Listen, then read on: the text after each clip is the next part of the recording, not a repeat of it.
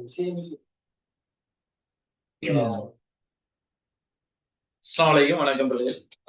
எங்களுக்கு தெரியும்டா 26th paper கிளாஸ்ல சரி 26 பேஜ்ல பேப்பர் கிளாஸ்ல அவங்களோட மாடல் பேப்பர் 1ல எம்சிக்யூ பேப்பர்ல முதல் 9 வினாக்கள் நாங்க செஞ்ச மாதிரி எங்க கிளாஸ் நாங்க பார்த்துருந்தோம். சரி, தொடர்ச்சியாக இன்றைக்கு நாங்க கேள்விகளை நாங்க தொடர போறோம். அதுல பாருங்க, 10வது கேள்வி எம்சிக்யூ கேள்வி தான் எங்களோட 10வது. தொடர்ச்சியாக பாருங்க, 10வது கேள்வி பாருங்க. ஆரையுடைய சீரான வட்டத்தட்டு ஒன்றிலிருந்து ஒரு சதுர பகுதி நீக்கப்பட்டுள்ளதை உருக்காட்டுகின்றது. சரியா சொல்றாங்க, ஆரையுடைய ஒரு சீரான வட்டத்தட்டு ஒன்றிலிருந்து ஒரு சதுர பகுதி நீக்கப்பட்டுள்ளதை உருக்காட்டுகிறது.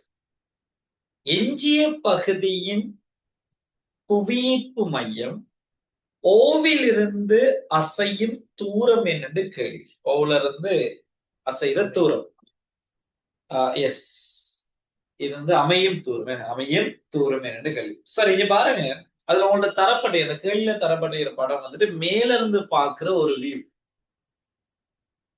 டாமின் செய்யணும்னா இவன் சொல்லியிருக்கிற இந்த கதையை சைட்ல இருந்து பார்த்தா எம்மளுக்கு அந்த வியூ எப்படி விளக்கும்டா சில விஷயத்த நல்லா கவனிக்கும். ஒரு வட்டத்தட்டு இருக்க போறாரு. நல்லா பாருங்க, ஒரு வட்டத்தட்டு. சரி, ஒரு வட்டத்தட்டு.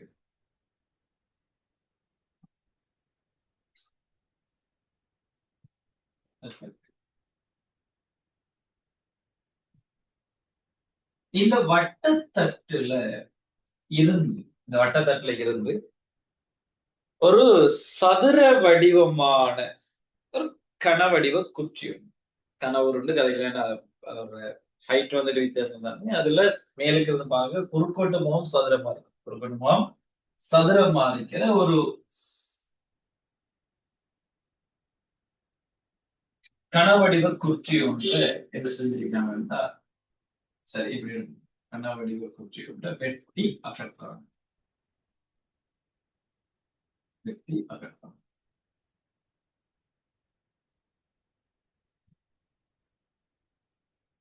சரி,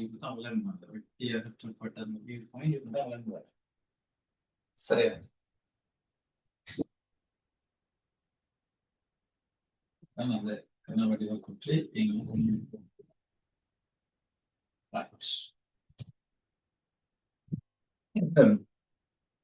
சரி, இப்படி ஒரு அமைப்பு தான் அங்க இருக்கிறது. கேள்வி, புவியீர்ப்பு மையம் ஓவிலிருந்து அசையும் தூரம் என்ன? இந்த கேள்விக்கு நான் வாரத்துக்கு முன்னால சில விஷயங்களை நான் ஒரு இடத்துல பேசுகிறேன். சரியா, முதலாவது எங்களுக்கு தெரிஞ்சிருக்க வேண்டிய விஷயம் ஞாபகப்படுத்திக்கும். சரியா, நீங்க அது அப்படி இருக்கட்டும். திருப்புத்திறன் தத்துவம். சரியா, திருப்புத்திறன் தத்துவம். திருப்புத்திறன் தத்துவம் திருத்தம். அதாவது ஒரு உடல்ல, சரியா, ஒரு உடல்ல ஒரு தள விசைகள் தாக்குகின்ற போது, நல்லா கவனிங்க, திருப்புத்திறன் தத்துவம் ஒரு உடல்ல ஒரு தள விசைகள் தாக்குகின்ற போது அத்தளத்திலுள்ள எப்புள்ளி பற்றியும் அவ்விசைகளின் திருப்பு திறன்களின் அட்சர கணித கூட்டுத்தொகை, அந்த விசைகள் திருப்பு திறன்கள் அட்சர கணித கூட்டுத்தொகை அப்புள்ளி பற்றி, நாங்க எங்க திருப்பம் எடுக்கமோ அந்த புள்ளி பற்றி விளையுளின் திருப்பத்திற்கு சமனா இருப்பார். இப்ப உதாரணத்துக்கு ஒரு கோல்ல இங்க கவனிங்க, இதான் திருப்பு திறன். ஜீரோக்கு சமனுங்கிற கதையெல்லாம் இல்ல, தெளிவா விளையுங்க விஷயம். இதுல என்னடா என்ன இருக்கு, நாம ஒரு கோல் ஒன்று எடுத்துக்கணும். இது ஒரு கோல். சரி, இப்ப இந்த கோல்ல விசைகள் தாக்க போறாங்க. எப்படி விசைகள்? ஒரு தள விசைகள் தாக்குறாங்க. இப்ப உதாரணத்துக்கு இந்த முனையில பீங்கிற விசை, சரியா, பீங்கிற விசை மேல் நோக்கி இப்படி தாக்கும், பீங்கிற விசை. அதே போல இந்த இடத்துல, சரியா, கியூங்கிற விசை இப்படி தாக்குறார். அதே போல இந்த இடத்துல எஸ்ங்கிற விசை இப்படி தாக்குறார். அதே போல இந்த இடத்துல சரி, இந்த இடத்துல டீங்கிற ஒரு ஃபோர்ஸ் தாக்குது. டீங்கிற ஒரு ஃபோர்ஸ் தாக்குது. இப்படி ஒரு உடல்ல மொத்தமாக வந்துட்டு 4 விசைகள் தாக்குறாங்க. 4 விசைகள் தாக்குறாங்க. இது ஒரு தள விசைகள் தான். பாட்ல வரைப்படி இது ஒரு தள விசைகள். ஒரு உடலின் மீது இப்படி 4 விசைகள் தாக்குது. என்ன சொன்னாங்க? திருப்பத்திறன் தத்துவம்னா ஒரு உடல்ல ஒரு தள விசைகள் தொலைப்படும் போது அத்தளத்தில் உள்ள எப்புள்ளி பற்றி நான் அத்தளத்தில் இருக்கிற புள்ளி ஒன்றை செலக்ட் பண்றேன். நீங்க அறிகிற இந்த புள்ளி ஒன்றை நான் செலக்ட் பண்றேன். சரி, இந்த புள்ளி ஒன்றை நான் செலக்ட் அத்தளத்தில் உள்ள புள்ளி பற்றி அவ்விசைகளின் திருப்புதிறன்களின் அச்சரகணித கொடுது. நான் இந்த செலக்ட் பண்ற இந்த புள்ளிக்கு பேரை கொடுக்கன்னா அதுல ஓவெல்லாம் தந்திருக்கிறதால நாம கதை இந்த புள்ளியை நான் ஏன்னு எடுத்துக்கிறேன். இந்த புள்ளியை ஏன்னு எடுத்துக்கிறேன். சரியா? இந்த புள்ளியில இருந்து பீக்கான இந்த தூரம், பீக்கான இந்த தூரத்தை சிமோல் பீண்டும் செங்குத்து தூரம். அதே போல இந்த கியூக்கான தூரத்தை சிமோல் கியூ உண்டு. இந்த ஏற புள்ளில இருந்து எஸ்ஸுக்கான இந்த தூரத்தை ஸ்மால் எஸ் என்றும், அதே போல அந்த டீக்கான தூரத்தை இதுல இருந்து டீக்கான தூரத்தை சிமோல் டீண்டும் நம்ம எடுத்துக்கிறோம். சிமோல் டீண்டும் எடுத்துக்கிறோம். சரியா? அவன் என்ன சொல்றானுன்னா அந்த உடல்ல தாக்குற ஒரு தள விசைகள் திருப்புத்திறன் தத்துவம்ங்கிறது அந்த புள்ளி பற்றி விசைகளின் திருப்புத்திறன்களில். அப்ப நான் என்ன செய்யறேன்னா ஏ பற்றி, சரியா, ஏ பற்றி இடம் சுழியாக திருப்பம் எடுக்கணும். ஏ பற்றி இடம் சுழியாக திருப்பம். திருப்பு திறன்களின் அட்சர கணித கூட்டுத்தொகை பி. ஏங்கிற புள்ளியிலிருந்து பி பாத்தீங்கன்னா அது இடம் சுழியாக சொல்றாரு. எனவே பி தர பி மைனஸ் ஏன் மைனஸ் என்றா ஏல இருந்து கியூ வலம் சுழி கியூ தர கியூ சாக எஸ் தர எஸ். பாருங்க, இது வந்துட்டு இடம் சொல்லி சக டி தர எஸ், சாரி டி தர ஸ்மால் டி. பாருங்க, இதுல இருந்து இது இடம் சொல்லியா பி தர பி மைனஸ் கியூ தர கியூ தர எஸ் தர எஸ் டி தர டி. இது சமன் விசைகளின் திருப்பு திறன்களின் அச்சர கணித கூட்டுத்தொகை. தெளிவாரிக்கு நேசையில கேட்பாங்க திருப்பு திறன்களின் அச்சர கணித கூட்டுத்தொகை. அப்புள்ளி பற்றி விளையுள். இப்ப நான் என்ன செய்யறேன்னா இவங்க எவ்வளவு பேருக்குமான விளையுள் விசை, விளையுள் விசை, விளையுள் விசை இந்த புள்ளியில தொழிற்படுது. Capital R. விளையுள் விசை கேபிட்டல் ஆர் இந்த புள்ளியில இருந்து ஆர் தூரத்துல தொழிற்படுது. புள்ளியில இருந்து ஆர் தூரத்துல தொழிற்படுது. எனவே அவன் என்ன செய்யறான்டா விளையுளின் திருப்பத்திற்கு ஆர் தர ஆர், விளையுளின் திருப்பத்திற்கு சமம். இதுதான் திருப்புத்திறன் தத்துவம். இதான் என்னது? திருப்புத்திறன். அதே நேரம் இந்த உடல் இந்த விசைகளின் தாக்கத்தின் கீழ் சமநிலையில இருந்தார். உடல் சமநிலையில் இருந்தார். விசைகளின் தாக்கத்தின் கீழ் உடல் சமநிலையில இருந்தார். இப்படி கதைச்சு விசைகளின் இதெல்லாம் அப்படியே இருக்கு. விசைகளின் தாக்கத்தின் கீழ், தாக்கத்தின் கீழ் உடல் சமநிலையில இருந்தார். உடல் சமநிலையில் இருந்தால், உடல் சமநிலையில் இருந்தால் விளையுள் விசை 0. விளையுள் விசை ஆர் சமன் 0. சரி, நல்லா விளங்கிடும். இந்த விசைகள் தாக்கி விளையுள் விசை வந்து இது 0 இருந்தால், விளையுள் பர்மனன்ட் 0 இருந்தால் அந்த உடல் சமநிலையில இருக்குதுன்னு, சமநிலையில இருந்தா விளையுள் விசை 0. அப்ப இந்த விசைகளின் தாக்கத்தின் கீழ் உடல் சமநிலையில இருக்கிற சந்தர்ப்பத்துக்கு திருப்பம் எடுக்கத்தான் விசைகளின் திருப்புதிறன்களின் அச்சர கணித கொடுத்து யாரு சமன் அடிப்பாரு? 0. ஆர் சமன் 0. R சமன் 0, எனவே 0. அப்ப உடல் சமநிலையில இருந்தா ஒரு தலை இப்ப இப்படி கதைக்கலாம். ஒரு உடல்ல ஒரு தல விசைகள் தாக்கி அவ்வுடல் சமநிலையில் இருப்பி அத்தலத்தில் உள்ள எப்புள்ளி பற்றியும் விளை விசைகளின் திருப்புதிறன்களின் அச்சர கணித கூட்டுத்தொகை 0வா இருக்கு. விளைஞர் இதுல மாற்று கருத்து, அது எந்த புள்ளி பற்றி நீங்க எதிர்பார்க்க. ஆனா இப்படி ஒரு கூற்றொண்டு வருது. எப்படி ஒரு கூற்று வருது? இப்படி ஒரு கூற்றொண்டு வருது. நல்லா விளையுங்க. ஒரு உடல்ல தாக்குற ஒரு தல விசைகள்ற திருப்பு திறன்கள் அத்தளத்தில் உள்ள எப்புள்ளி பற்றியும் விசைகளின் திருப்பு திறன்களில் அச்சர கணித கூட்டுத்தொகை 0 எனில் நல்லா விளங்க. ஒரு உடல்ல தொழிற்படுற ஒரு தல விசைகள் தாக்குறாங்க, சரி, அங்க இருக்கிற விசைகளின் திருப்புதிறன்களின் அச்சர கணித கூட்டுத்தொகை 0 எனில் எப்புள்ளி பற்றி திருப்புதிறன்களின் அச்சர கணித கூட 0 எனில் கட்டாயம் அவ்வுடல்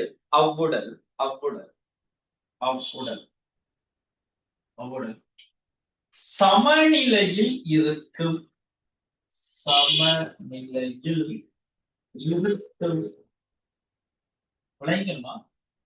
சமநிலையில இருந்தா திருப்புதிறன்களின் அச்சர கணிதத்தை 0. சமநிலையில இருந்தா திருப்புதிறன்களின் அச்சர கணிதத்தை 0. இப்ப நான் சொல்றேன், திருப்புதிறன்களின் அச்சர கணித கூட்டுத்தொகை 0ஆக இருந்தால் அந்த உடல் சமநிலையில் இருக்கும்னு சொல்றேன். இருக்கும் கூட்டு சரியா?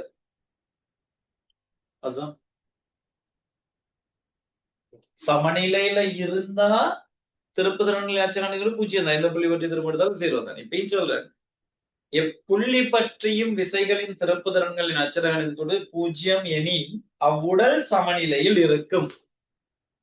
வெரி குட், கவனமா இருக்கணும். இருக்கும் என்று வாரத்தால இந்த கூற்று பிழை. இருக்கும் அல்ல, இருக்கலாம்னு வந்தால் கூற்று சரி. இருக்குமுக்கு பதிலாக இருக்கலாம். ஏன் இப்படி நாம கதைக்க போறோம்னா, ஒரு புள்ளி, அதாவது இந்த கேள்வி எடுத்துக்கோமே, இந்த உடல்லடா எந்த புள்ளி பற்றி, அதாவது இந்த தளத்துல இருக்கிற எந்த புள்ளி பற்றி நீங்க திரும்ப எடுக்கலாம், அதுல மாற்றுக்கிறது. நான் என்ன சொல்றேன்டா, இதுக்கு விளைவு தாக்குதே தாக்குதே, அதுக்குதான் எழுதி வச்சுக்க வேண்டி. ஆனா திருப்பம் எடுக்கிற புள்ளி இஞ்ச எடுத்துட்டீங்கன்னா, இது பற்றி விசைகளுக்கெல்லாம் திருப்பம் இருக்குது, பிரச்சனை இல்ல. திருப்பங்களின் அச்சர கணித கூட்டுத்தொகை சமன் விளைவுக்கும் பருமன் இருக்குது. ஆனால் R சமன் இல்லை, 0. திருப்பம் எடுக்கிற புள்ளியிலிருந்து விளைவுற செங்குத்து தூரம் 0. எனவே அதுவும் 0 வரும். அப்ப 0 வருங்கிறதுக்கு சமநிலை சொல்லலாமா? இல்லை, இஞ்ச R தொழிற்படுது. அப்ப திருப்பம் எடுக்கிற புள்ளியும் இந்த இடத்துல பங்கு கொள்வது கவனமா இருக்கு. சரியா? அப்ப அந்த வசனங்கள்ல சமநிலையில இருந்த விளைவு 0, அது எங்க இருந்து நீங்க எடுத்தாலும் திருப்பம் எடுத்தாலும் 0 தான். சமநிலை இல்லாத சந்தர்ப்பத்திலையும் விசைகளின் திருப்புதிறன்களின் அச்சர கணித கூட்டுத்தொகை ஒரு சந்தர்ப்பத்துல 0 வரும். அது நம்ம திருப்ப எடுக்கிற புள்ளியில லைட் ஆகிறது. அப்ப திருப்புதிறன்களின் விசைகளின் திருப்புதிறன்களின் அச்சர கணித கூட்டுத்தொகை 0 எனில் அவ்வுடல் சமநிலையில் இருக்கும்னு சொல்ல இயலாது, இருக்கலாம். ஏன்னா இவர் நிகர்மாறு சரியல்ல. சமநிலையில இருந்தா திருப்புதிறன்களின் அச்சர கணிதங்கள் 0 தான். திருப்புதிறன்களின் அச்சர கணிதங்கள் 0 இருந்தா சமநிலை இருக்கும்னு சொல்ல இயலாது. என்ன சொல்லணும்? இருக்கலாம், ஒரே ஒரு புள்ளி. சரியா? திருப்பம் எடுக்கிற புள்ளி, அந்த தளத்துல இருக்கிற எப்புள்ளி பற்றி நீங்க திருப்பம் எடுக்கலாம். திருப்பம் எடுக்கிற புள்ளி R தொழிற்படுற புள்ளியா இருந்தால் அங்கேயும் 0 தான் வரும். சரி, ஓகே. இது எங்களுக்கு தெரிஞ்சிருக்க வேண்டிய முதலாவது விஷயம். இந்த கேள்வியை நான் செய்ய இந்த கதையை உங்களுக்கு தெரிஞ்சிருக்கேன். ரைட். அடுத்தது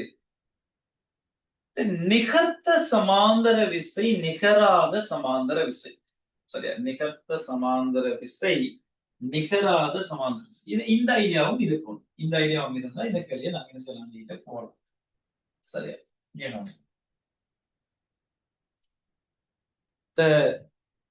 ஒரு உடல்ல, சரியா, ஒரு உடல்ல கவனிங்க, ஒரு உடல் நிகர்த்த சமாந்தர விசை, அதாவது ஒரே போக்குடைய இரண்டு சமாந்தரமான விசைகள். கவனிங்க, இப்ப இதுல இப்படி ஒரு விசை தாக்குறாரு இந்த உடல்ல. இது Q, இது Q. அதே போல இது P, இது P. சரி, இப்ப பாருங்க, இது P-யும் Q-வும் நிகர்த்த சமாந்தர விசைகள். சமாந்தரமான விசைகள் தான் ரெண்டு பேரும் என்னது ஒரே திசையில வரும். எப்போதும் இவங்க ரெண்டு பேருக்கு இடையிலான விளைவு இவங்க ரெண்டு பேருக்கு இடையில தான் வருவாங்க. ஆனால் யாரு பெரியாலோ அவரின் பக்கமா. இப்ப இதுல தரப்பட்டதுல Pங்கிற விசை பெரிது Q என்றால் இதுல விளைவு விசை இந்த இடத்துல வரும். இதுதான் விளைவு விசை தொழில். விளங்குதா?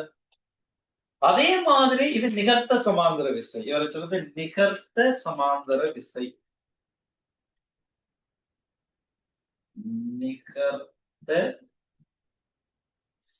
சமாந்தர விசை. ரைட். நிகராத சமாந்தர விசை. நிகராத சமாந்தர விசை. இங்க என்ன கேஸ்ண்டா, ஒரு உடல்ல சரியா தாக்குற விசைகள் சமாந்தரமான விசைகள் தான், நல்ல மாற்றுக்கிறது. இப்ப உதாரணத்துக்கு இந்த இடத்துல Q இப்படி தாக்குது, இந்த இடத்துல P இப்படி தாக்குறாரு.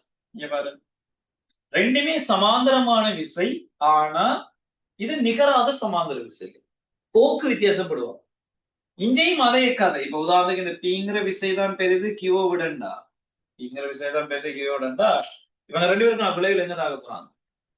இவங்க ரெண்டு பேருக்கு வெளியால யாரு பெரியாலோ அவரின் பக்கமாக சரியா P மைனஸ் Q ஒரு மினிட் இங்க P பிளஸ் Q. ஒரு உடல்ல வந்துகிட்டு இரண்டு சமாந்தரமான விசைகள் தாக்குமாறு தான் அவனோட விளையுள் விசை. அவங்க ரெண்டு பேருக்கு இடையில தாக்குவாங்க. இதே இது நிகராத சமாந்தர விசைகளா இருந்தா அவனோட விளையுள் விசை அவங்க ரெண்டு பேருக்கும் வெளியால தாங்க. இந்த விஷயம் எங்களுக்கு தெளிவாக தெரிஞ்சிருக்கும். இப்ப கேள்விக்கு வரும்.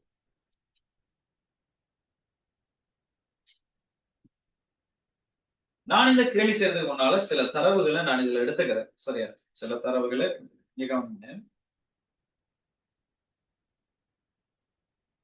இங்க இருக்கிற இந்த வட்ட தட்டிட ஆறோட சீரான வட்டத்தட்டு, வட்ட தட்டிட திணிவு. சரியா, வட்டத்தட்டின் திணிவு, வட்டத்தட்டின் திணிவு எடுத்துக்கணும். சரியா, வட்ட வட்ட தட்டின் திணிவு கேபிட்டல் M ன்னு எடுக்கும். சரியா, கேபிட்டல். அதே போல வெட்டி நீக்கப்பட்ட பகுதியின் திணிவு, வெட்டி நீக்கப்பட்ட பகுதியின் திணிவு, வெட்டி நீக்கப்பட்ட பகுதியின் திணிவு M1 சரியா. அதே போல எஞ்சிய பகுதியின் திணிவு,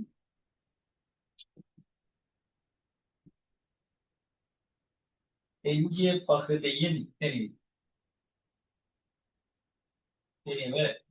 M0 சரி. இங்க கவனி, இந்த தட்டுல இருந்து இந்த வெட்டி எடு அந்த பகுதியை நாங்க சதுர வடிவமான அந்த கனவடிவ குற்றி குறுக்கோட்டு மூடைய சதுர வடிவ குறுக்கோட்டு மூடைய அந்த கனவடிவ குற்றி வெட்டி அகற்றத்துக்கு முன்னால இந்த தட்டிட நிறை எங்க தாக்கிது? சீரான வட்ட தட்டிட நிறை அவர மையத்துல தாக்கி, அதாவது இந்த எம்ஜி இங்க தாக்கி வைப்பாரு.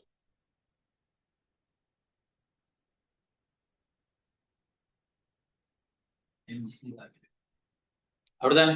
எம்ஜி இங்க தாக்கி. அதே மாதிரி நான் சொல்ல விஷயத்த நல்லா கவனிங்க. சரி, அதே மாதிரி இதுல இருந்து வெட்டி அகற்றப்பட்ட தெளிவா விளங்கிக்கணும்டா, வெட்டி அகற்றப்படுதாக இருந்தால் அதுல இருந்து இல்லாம ஆக்கப்படுது. சரியா, அப்படிட்டா அவரால தொழிற்படுற நிறை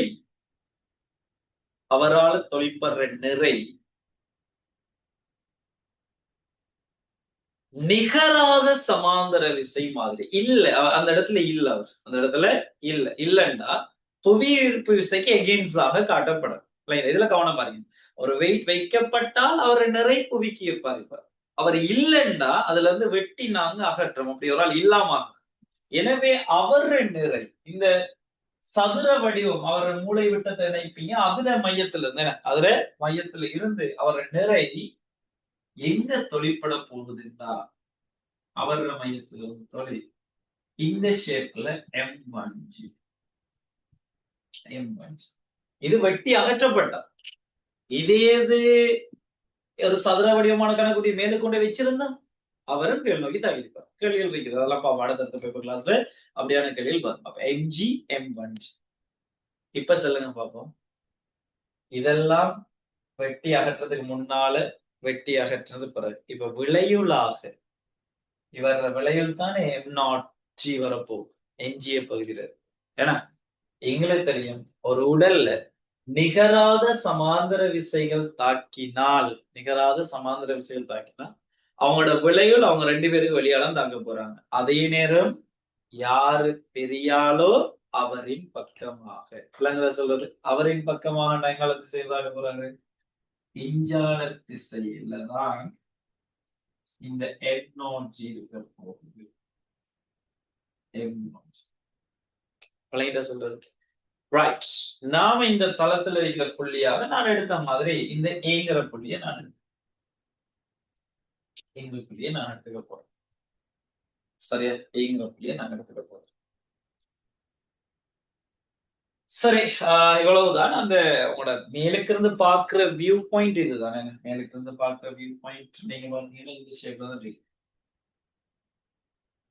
சரி, இப்படிதான் இந்த படம் இருக்குது. அதுல சொல்றேன் என்ன இருக்குது இந்த ஷேப்ல சொல்றேன்.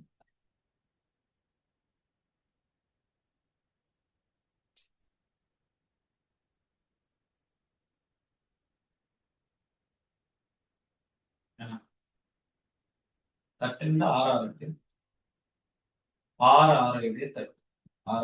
தட்டு. நான் என்ன செய்யறேன்னா சதுரத்தின் ஒரு பக்க நீளத்தை அப்படியே இல்லை. நான் சொல்ல விஷயத்த நல்லா கவனிங்க. இதுல மையம் வந்தா இதுல R/2 தான். இங்க இவர் நிறைய இந்த சாக்குவார். இவர் நிறைய இங்க தாக்க போறார். சரி, இங்க பாருங்க. இந்த தூரம் இவர் நிறை தொழிற்படுற தூரத்தை நாங்க கதைக்கலாம். இது R/2. இந்த புள்ளியில இருந்து இதுதான் நாங்க எங்க புள்ளி எங்க புள்ளி. இதுல இருந்து நீங்க எடுக்கலாம். இது R/2. இதுலதான் M1G தொழிற்படுது. இதுல MG தொழிற்படுது. அது இங்க இருந்து பாக்குறது அவர் R தூரம். அதே போல விளைவில் தொழிற்படுறாரு இஞ்சு. நான் விளைவில் தொழிற்படுற புள்ளி M0G இங்க தொழிற்படுற. அப்ப M0G தொழிற்படுற அந்த புள்ளி இது ஆறுங்கிறது விளைவில் இல்லை. இது இவர் 6 9 வரும். M0G தொழிற்படுற புள்ளியை நான் ஏல இருந்து சிமோலார் இப்ப இந்த சிமோலார கண்டுபிடிச்சா ஆறுல இருந்து கழிச்சுட்டா சரியாது. 6 கழிச்சுட்டா சரி. சிமோலார் இங்க இருந்து கேள்வி விளங்கி போகணும். கேள்வி கேட்கான் இது இந்த பாயிண்ட் ஓவுல இருந்து சரியா எவ்வளவு தூரத்துல அவரு இது பண்ணிருக்காரு. இதான் நம்மகிட்ட கேள்வி. இதுதான் கேள்வியாக நம்மகிட்ட கேட்கப்படுது. தான் கேட்க காணும். அதை நம்ம கண்டுபிடிச்சோம். அதை நம்ம கண்டுபிடிச்சோம். சரி, ஓகே. அப்ப நான் என்ன செய்யறேன்டா திரும்ப யூஸ் பண்ண போறேன். ஏ பற்றி திருப்பம் எடுக்க போறேன். ஏ பற்றி நாங்க திருப்பம் எடுக்க போறோம். இந்த கேள்விக்கு திருப்பு தத்துவத்தின் படி நாங்க இந்த கேள்விக்கு திருப்பம் எடுக்க போறோம். எனவே ஏ பற்றி நான் திருப்பம் எடுத்தால், வலம் சுழியாக திருப்பம் எடுத்தால் விசைகளின் திருப்பு திறன்களின் அச்சர கணித கூட்டுத்தொகை. இங்க பாருங்க. மைனஸ் m1g தர அந்த தூரம் r/2 சக mg தர r ரெண்டு விசைகள் தாக்குது. இது சமன் அப்புள்ளி பற்றி விளையுளின் திருப்பத்திற்கு m0g விளையுள் m0g தர r m0g தர r நான் படத்துல காட்டி வச்சுக்கிறேன். சரி, இவ்வளவுதான் அதுல இருக்கிற கதை. நான் இதுக்கு மேலதிகமாக இன்னொரு கதையும் நாங்க எடுத்துப்போம். சரியா? தட்டு ஆக்கப்பட்ட பதார்த்தத்தின் அடர்த்தியை, சரியா, தட்டு ஆக்கப்பட்ட பதார்த்தத்தின் அடர்த்தியை நம்ம என்ன எடுக்கணும்? ரோண்ட் எடுக்கும். நீங்க எழுதுக்கு அதுல விளங்கி தட்டாக்கப்பட்ட பதார்த்தத்தின் அடர்த்தியை ரோண்ட் எடுக்கும். அதே நேரம் இவரை தடிப்ப சிமோல்டீன் எழுதும். தட்டோட தடிப்ப சிமோல்டீன் எழுதும். சரியா? ரைட். அப்ப நான் இதுல இருந்து என்ன செய்யலாம்டாடா, இந்த எம்ம நான் கண்டுபிடிக்கலாம். எப்படின்னா, எங்களுக்கு தெரியும் அடர்த்தி சமன் திணிவின் கீழ் என்னென்று வருவார்? கனவளவு. திணிவின் கீழ் கனவளவு. எனவே திணிவு சமன் ரோ இன்டு வீங்க எழுதலாம். வீங்கிறது கனவளவு தானே. வட்டத்தட்டுங்கிறது உருளை ஷேப். உருளையிட கனவளவு பையார் வர்க்கம் தர h வரும். அப்ப ரோ இன்டு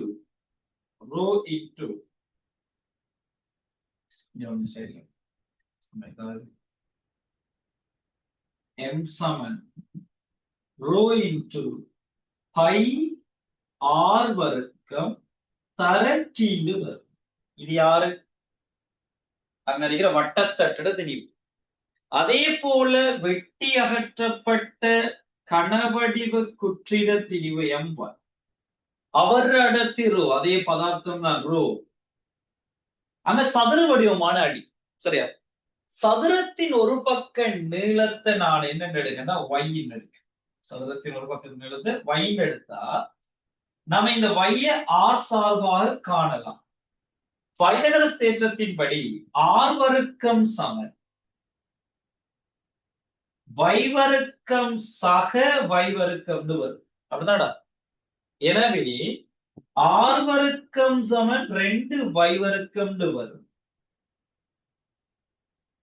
y வர்க்கம் சமன் r வர்க்கத்தின் கீழ் 2 y சமன் வர்க்க மூலம் r வர்க்கத்தின் கீழ் 2 வரும். சரியா? வர்க்க மூலம் r வர்க்கத்தின் கீழ் 2. r இன் கீழ் வர்க்க மூலம் 2 வருமே. r இன் கீழ் வர்க்க மூலம் 2. இது y பெருமானம். இருக்கட்டும், பிரச்சனை.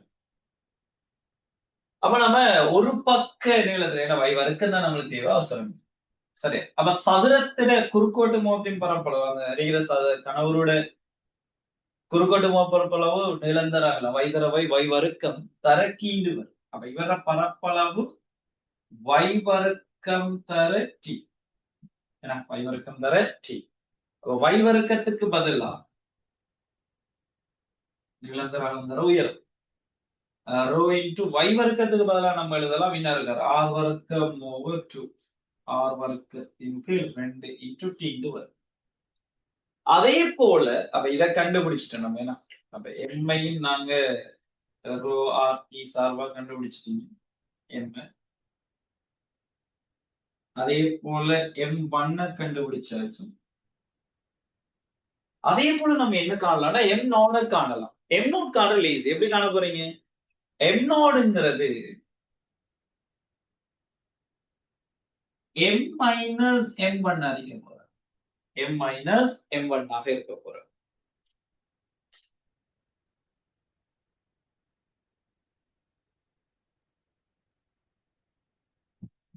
சரியா? m மைனஸ் m1 ஆக இருக்க போற. இப்ப இந்த இடத்துல m1 நாங்க செக் பண்ணிக்கிட்டோம். m1 எங்களுக்கு தெரியும் rho into pi r வர்க்கம் t minus rho into pi r வர்க்கம் t ரைட் ஓகே நாலு வேலை நம்ம அந்த இடத்துல பிரதிட்டு காட்டு சரியா ரைட் ஓகே இப்ப பாருங்கடா a பற்றி திரும்ப எடுக்க m1 க்கு பதிலா rho into r வர்க்கம் by 2 into t என்ன எழுதுறேன் minus rho into minus அப்படியே இருக்கட்டும் rho into r வர்க்கம் by 2 into t into g தர r by 2 சரியா பிளஸ் m க்கு பதிலா என்ன இருக்கு m க்கு பதிலா அப்படியே இருக்கு rho pi r வர்க்கம் into t g தர r minus m நோடுக்கு பதிலா m க்கு பதிலா எங்களுக்கு தெரியும் rho pi r வர்க்கம் into t minus m1 க்கு பதிலா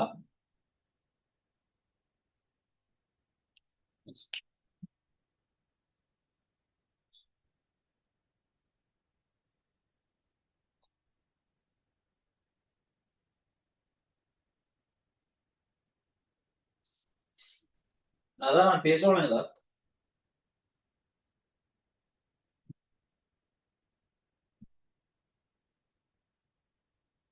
அதான் நான் பேசணும்னு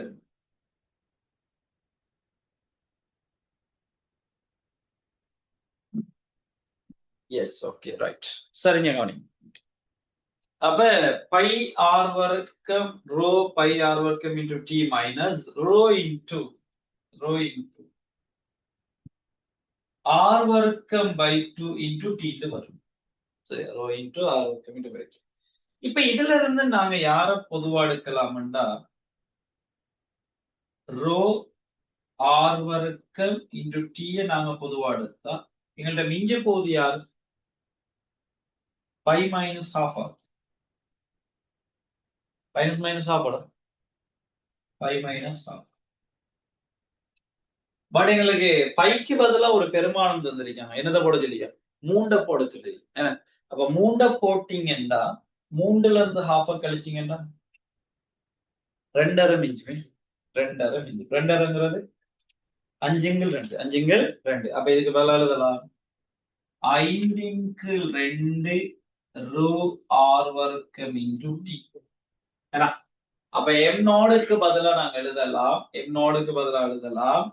5×2 ரோ ஆர் வர்க்கம் இன்டு டி இன்டு ஜி தர ஆர் சரியா இப்ப இதுல பாருங்க சொல்ற விஷயத்தை கவனிங்க ரோ ஆர் வர்க்கம் இன்டு டி ரோ ஆர் வர்க்கம் இன்டு டி ரோ ஆர் வர்க்கம் இன்டு டி அதே போல ஜி ஜி ஜி தெளிவா எழுதிட்டீங்கன்னா முடிச்சு சரி இப்ப மிஞ்ச போகுது இதுல மைனஸ் 6×4 அப்படியா 6×4 சக இதுல என்னடா மிஞ்ச போகுது 3r மிஞ்சுமே சரியா தானே எஸ் 3r பைக்கு பதிலா 3 இருந்தா அங்க r 3r சமன்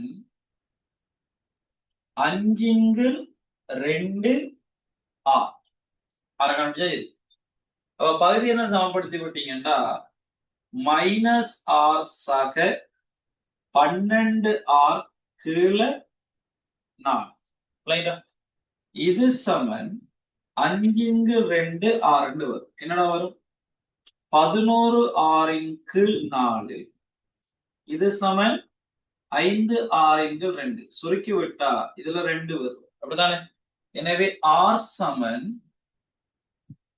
11r/4 என்னன்னு வரப்போகுது 10 வரும் இது யார கண்டுபிடிச்சிருக்கீங்க ஆற கண்டுபிடிச்சிருக்கீங்க மொத்தமாக ஆற கண்டுபிடிச்சிருக்கீங்க மொத்தமாக 6 கண்டுபிடிச்சிருக்கீங்க. சரியா? இந்த ஏங்கிற புள்ளியில இருந்து இந்த இந்த தூரத்துக்கான புள்ளியை கண்டுபிடிச்சாச்சு. ஆனா கேள்வி இது ஓவுல இருந்து எவ்வளவு தூரத்துல அமையுது கேள்வி. எனவே கேட்ட கேள்வி ஓவில் இருந்து அமைகிற தூரம், ஓவுல இருந்து அமைகிற தூரம் கேட்டதால சிமோல் ஆர்ல இருந்து கேபிட்டல் ஆர கழிச்சு விட்டீங்கன்னா சரி. இங்க பாருங்க, இவ்வளவும் சிமோல் ஆர், இதுல இருந்து இந்த ஆரை கழிச்சுட்டு இந்த துண்டு வருமா வராதா? எனவே அந்த சிமோல் ஆர் 11 ஆரின் கீழ் 10 மைனஸ் 6 வரும். எனவே பகுதி என்ன சமப்படுத்தி விட்டா 11 ஆர் சய 10 ஆர் கீழே என்னண்டு வருவார் 10 வரும். என்ன வரும்? ஆர் பை 10 என்று வரும். இதுதான் கேட்கப்பட்ட கேள்விக்கு ஆன்சர். கேட்கப்பட்ட கேள்விக்கு ஆன்சர். உங்களோட 4வது விடை பொருத்தமானது. 4வது விடை பொருத்தமானது. அதான் இந்த கேள்வி முடிச்சீங்களா நீங்க? கேவ்ல இருக்கிற 10வது கேள்வி. ரைட், ஓகே, கவனமா பாடிக்கமே. சரி,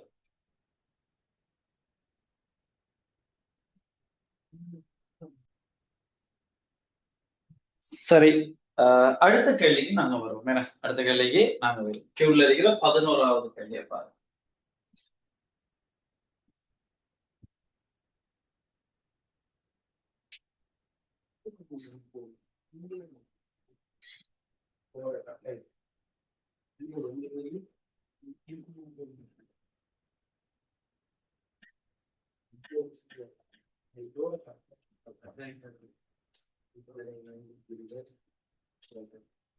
மோபிட்டர் சம்பவம் என்ன?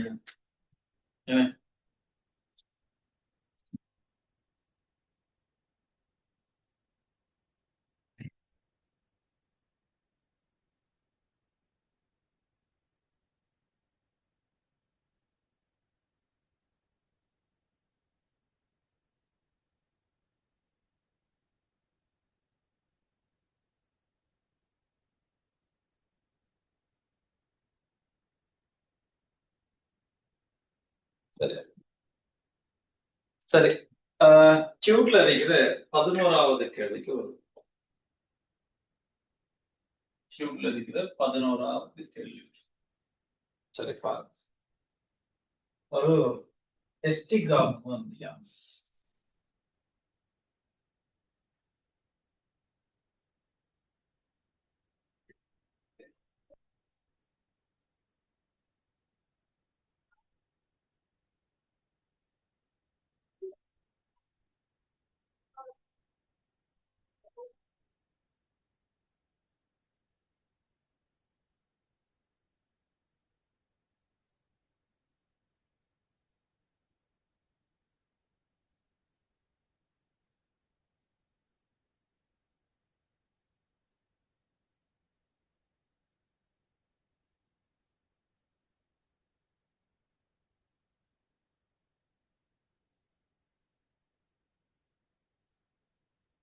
எஸ் மீட்டர் டி நேரத்தில் செகண்ட் செகண்ட் இருக்கு. இது S1.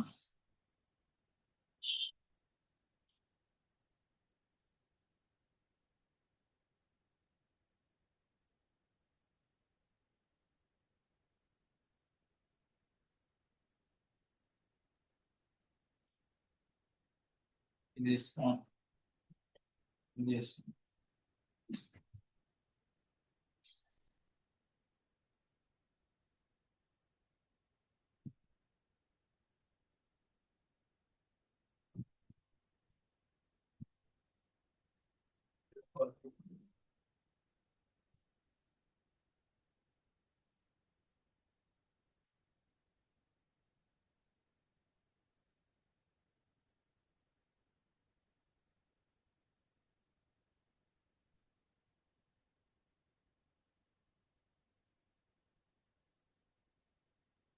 சரி,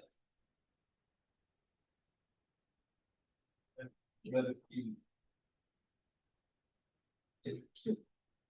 சரி கவனிங்க. இதுல T1, T2, இது T. சொல்லலாம்டா. நேர்கோட்டில் பயணித்த இரு துணிக்கைகள் P, Qகளின் இடப்பெயர்ச்சி நேர வரைவு அருகில் காட்டப்பட்டுள்ளது. சரியா?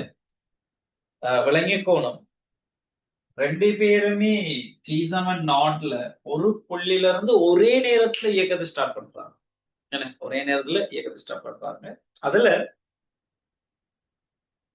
எஸ்டி கிராஃப்ல ஒரு நேர்கோடு வருமாக இருந்தால் மாறா படித்திறன். எஸ்டி கிராஃப்ல படித்திறன் யாரு தருவார்? வேகத்தை தரும். அப்ப நேர்கோடாக இருந்தால் அந்த துணிக்கை, இப்ப பீங்கிற துணிக்கை நான் உடனே கதைக்கலாம். பீங்கிற துணிக்கை மாறா வேகம். என்ன மாறா வேகம்னு ஆறுமுடுகள் என்ன? ஆறுமுடுகள் 0. சொல்றது பீங்கிறதுல படித்திறன் மாறாத ஒரு நேர்கோடுங்கிறது எஸ்டி கிராஃப்ல ஒரு நேர்கோடு. அதே நேரம் கியூங்கிற துணிக்கை பாத்தீங்கன்னா ஒரு வலை வந்தால் அந்த துணிக்கை உண்டு ஆறுமுடுகள் அமர்முடுகள் தான் கதைக்கப்படும். அதே நேரம் எக்ஸ் அச்சு நேர்த்திசையோடு அமைக்கிற கூர்ங்கோணம் நேர்படித்திறன். அதே போல கோணம் அதிகரிச்சுட்டு போகிறார். எக்ஸ் அச்சு நேர்த்திசையோடு அமைக்கிற கோணம் கூர்ங்கோணம் தான். அந்த கோணம் என்ன செஞ்சுட்டு போகுது? அதிகரிச்சுட்டு போகுது. இப்போ உதாரணத்துக்கு இந்த இடத்துல நாங்க வரைஞ்சோம்னா, ஒரு நேர்கோடு வரைஞ்சோம்னா அந்த தொடலியோட அமைக்கிற கோணம் அதை விட இந்த கோணம் அதிகம். அப்ப வேகம் அதிகரிச்சுட்டு போகுது. அப்ப ஆறுமுடுகளோட இயக்கம். அப்ப கியூ கிட்ட என்ன செய்யறாரு? T2 Q 0ல இருந்து T2 வரைக்கும். பட் இது ஓல இருந்து T3 வரைக்கும் ஃபுல்லா காட்டியிருக்கேன். நேர்கோடு தானே, சீரான வேகத்துல போகுது. கியூங்கிறது என்ன கேஸ்னால கியூங்கிறது 0ல இருந்து T7 இருந்து T7 வரை. T2 வரை நான் கேள்வி வாசிக்கல, பட் அங்க இருக்கிற கதைகளை கதைக்கு T7 இருந்து T2 வரைக்கும் என்ன இயக்கம்? ஆறுமுடுகளுடைய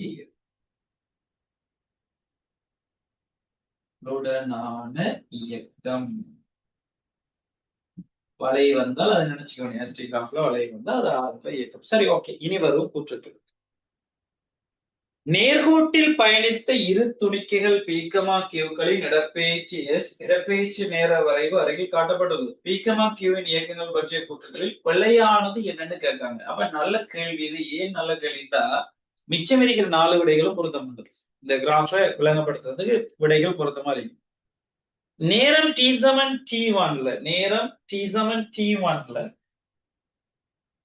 இரு துணிக்கைகளும் ஒரே தூரத்தை கடந்துள்ளன. எஸ், ஒரு குறித்த ஒரு புள்ளியில இருந்து இடப்பெயர்ச்சி வந்துட்டு, பட் இது வரும் வரைக்கும் இப்ப இங்க பாருங்க, சும்மா நம்ம ஒரு கதை ஒண்ணு T7 T1 T2 T3 நான் T4 மட்டும் இது வரைக்கும் இதுக்குள்ள இடைப்பட்ட ஒரு நேரத்தை நம்ம கருதினா, இந்த நேரத்துல இந்த நேர்கோடு நான் அடிச்சு பார்த்தா கியூட இடப்பெயர்ச்சி என்ன இருக்குது, பீட இடப்பெயர்ச்சி என்ன இருக்குது, வித்தியாசமான தூரங்களை கடந்துறீங்க.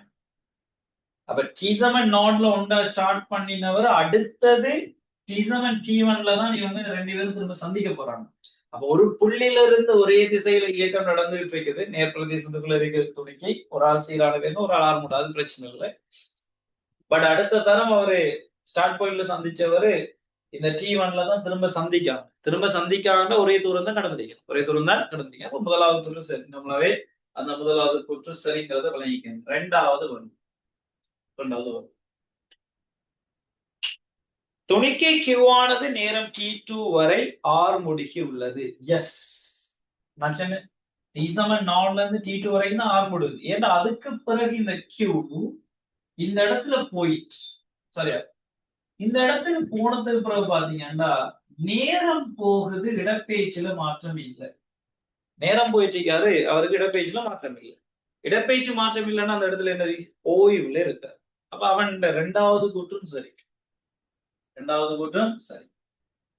மூன்றாவது கூற்றை பார்த்தா நேரம் T3 இரண்டினதும் இடப்பெயர்ச்சிகள் சமனாகும். எஸ், அடுத்த தரம் T3ல தான் இவங்களோட இடப்பெயர்ச்சி சமனா இருக்குது இவங்க ரெண்டு பேரும் வேணாம் T7 நாட்ல சந்திச்சவங்க T7 T1ல திரும்ப சந்திக்காங்க T1 சந்திச்சவங்க அதனால T3ல தான் திரும்ப சந்திக்காங்க ரைட்டா அப்ப அந்த தூரங்கள் சமனா அப்ப மூன்றாவது கூற்றும் சரி ஏனென்று விளங்கிக்கலாம் நாலாவது கூற்றுக்கு வந்தா நேரம் T3 வரை துணிக்கை P ஆனது மாறா வேகத்தை கொண்டுள்ளது எஸ் முழுமையாக அதே நேர்கோடு தான் அதெல்லாம் கதைச்சாச்சு முழு இயக்கத்திலையும் Pங்கிற துணைக்கை மாறா வேகம் அது ஒரு நேர்கோடு அஞ்சாவது நேரம் T3ல் இரு துணிக்கையிலும் ஒரே வேகத்தை கொண்டுள்ளது T3ல இல்ல ஏனென்றா Q எண்ணத்துல இருக்காரு இது ஏன் பிழையாவது Q ஓய்வு ஒரே வேகம்டா இவர் ஓய்வு அவர் சீரான மாறா வேகத்தில் இருக்கார் மாறா வேகத்தில் இருக்கார் எனவே இந்த கேள்விக்கு ஆன்சர் ஐந்தாவது விடை கொடுக்கணும் ஏன் என்று விளங்கிக்கலாம் ஐந்தாவது விடை பொருத்தமானது ஏன் என்று விளங்கிக்கலாம் இதுதான் எங்கிற 11வது கேள்வி இந்த 11வது கேள்வி கவனமாக கேள்விகளை விளங்கி எடுக்கணும்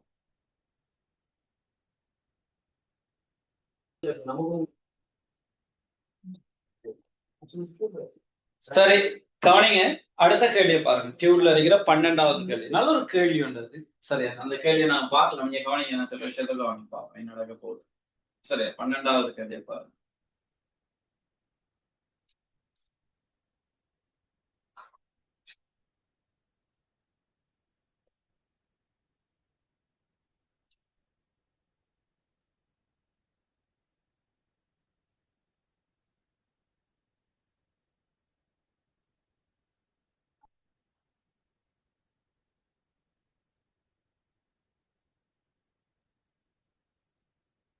பன்னெண்டாவது கேள்வி பாருங்க டியூப்ல இருக்கிற 12வது கேள்வி 12வது கேள்வி இதுல 3 பிக்சர்ஸ் தந்திருக்காங்க ஏன்னா 3 படத்தை முதலாக கிரிக்கும் நடந்திருப்பா சரி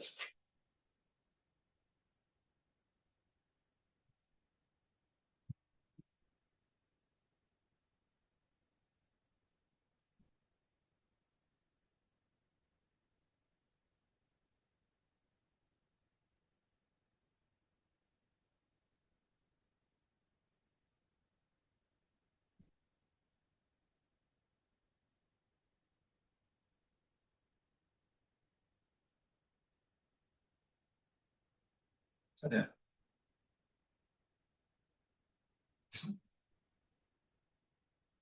இப்படி ஒரு பாதை அதுக்கு இப்படி ஒரு பாதை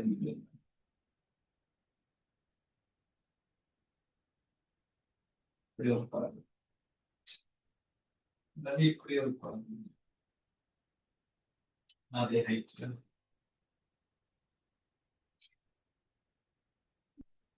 நல்லா இந்த நிமிடம்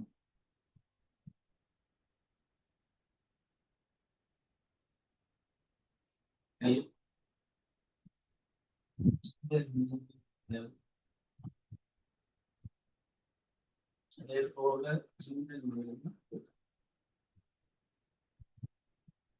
எல்லாமே ஒரே ஹைட் நான் இந்த மட்டும் காற்று வீழ்ச்சின்னு என்னோட மாசம் இங்க ஒரு பாக்ஸ் இருக்குது அதே போல இதுல ஒரு பாக்ஸ் அதே போல இதுல ஒரு பாக்ஸ்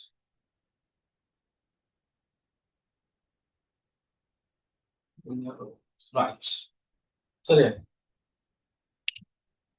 உருவில் காட்டப்பட்டவாறு 3 நிலைத்த மேற்பரப்புகளை கருதுக ஒவ்வொன்றும் சம திணிவுடைய 3 சர்வசமனான மரக்கட்டைகள் 3 மேற்பரப்புகளின் உச்சிகளிலிருந்து ஓய்விலிருந்து விடுவிக்கப்படுகின்றன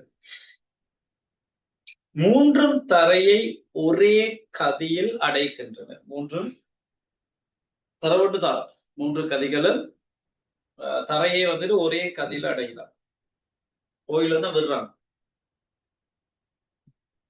இரண்டாவது மூன்றாவது மேற்பரப்புகளின் பாதைகளின் நீளங்கள் சமனாகவும், இந்த இரண்டாவது மூன்றாவது பாதைகளின் நீளங்கள் வந்துட்டு சமனாகவும், மேற்பரப்புகளின் உராய்வு குணகங்கள் முறையே μ1, இதுல உராய்வு குணகம் μ1, இதுலது μ2, இதுலது μ3 ஆக இருப்பின் பின்வருவனவற்றை கருதுக என்று தந்திருக்காங்க. பின்வருவனவற்றை கருதுக. சரி, ஓகே, பாப்போம் என்ன நடக்க போகுது. பாருங்க, இந்த இடத்துலயும் சரி, இவர்லையும் சரி, இவர்லையும் சரி, இந்த 3 பேரையும் விடுறாங்க. இந்த புவிய வந்து அடையக்க இவங்களோட வேகங்கள் சமனம். வேகங்கள் சமனம். ரைட். நான் ஒரு கதையும் சொல்றேன். முதலாவது விஷயம், இந்த 3 சந்தர்ப்பங்கள்லையும் துணிக்கை இழந்திருக்கிற சக்தி 3 இடத்துலயும் சமன். சரியா பிள்ளையா? ஏண்டா ஆரம்பத்துல இவங்களோட வேகம் 0வாக இருந்தால் நான் இந்த மட்டத்தை பூஜ்ய அழுத்த சக்தி மட்டமாக கருதினான். இங்க பாருங்க, இந்த மட்டத்தை பூஜ்ய அழுத்த சக்தி மட்டமாக கருதினால், அதாவது PE 0ன்னு கருதினோம். PE நாங்க 0ன்னு கருதினோம். பூஜ்ய அழுத்த சக்தி மட்டம் 0ன்னு நாங்க எடுத்துக்கிட்டோம். அதி உயர் உயரத்துல இருக்க அவங்களோட வேகங்கள் 0, அழுத்த சக்தி மட்டும் இருந்திருக்கும். தரைய வந்து 3 பேரும் அடையக்க ஒரே வேகம் என்றா வித்தியாசம். இங்க இருந்து அந்த எனர்ஜி இங்க இருக்குமான்னு கேட்டா இல்லை. ஏன்னா எல்லாத்துலயும் தடை விசைகள் தொலைப்பட போகும். உராய்வு நான் தந்திருக்கேன், உராய்வு சேர்ந்து தொலைப்பட போகும். அப்படின்னா அதுதான் இவங்க 3 பேரும் இழந்திருக்கிற சக்தி சமன்தான். ஏன்னா ஆரம்பத்துல இருந்த மொத்த சக்தி 2-3 பேருக்கு சமன். இறுதியில இருக்கிற இயக்க சக்தி, அழுத்த சக்தி இல்ல, இயக்க சக்தி மட்டும்தான் இருக்க போகுது. எனவே இழந்த சக்திகள் சமன். இழந்த சக்திகள் சமன். இழந்த சக்தி சமன் என்றா இந்த 3 பாதைகள் நல்லா கவனிங்கடா.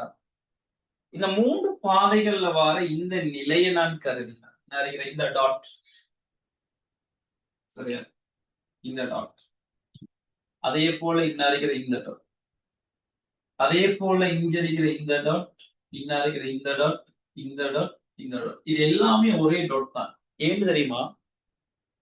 எல்நீளம் கிடையிடப்பெயர்ச்சி H நிலைக்குத்துடப்பெயர்ச்சி, எல்நீளம் கிடையிடப்பெயர்ச்சி H நிலைக்குத்துடப்பெயர்ச்சி, எல்நீளம் கிடையிடப்பெயர்ச்சி H நிலைக்குத்துடப்பெயர்ச்சி. எனவே இந்த 3 பாதைகளையும் நம்ம இப்படி காட்டலாம். ஒவ்வொரு ஆளுக்கும் ஒவ்வொரு ஐடியாஸ், தெளிவான விஷயத்தோட கண்டிப்பா.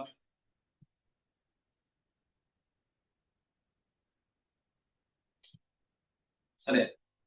இப்படி ஒரு பாதை, இப்படி ஒரு பாதை. சொல்லு. இதான் நம்மளோட முதலாவது படம் இருக்கிற முதலாவது நிலை வந்துகிட்டு இது. இதான் எங்களோட முதலாவது நிலை.